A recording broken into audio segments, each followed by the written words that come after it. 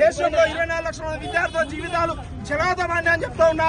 ఇప్పటికీ కేంద్రంలో ఇక్కడ బీజేపీ గాని తెలుగు రాష్ట్రాల విద్యార్థులు వేలాది మంది నష్టపోయారని చెప్పిన బండి సంజయ్ కిషన్ రెడ్డి గారు స్పందించకుండా నీట్ విద్యార్థుల పట్ల వ్యతిరేకంగా వివరిస్తా ఉన్నా.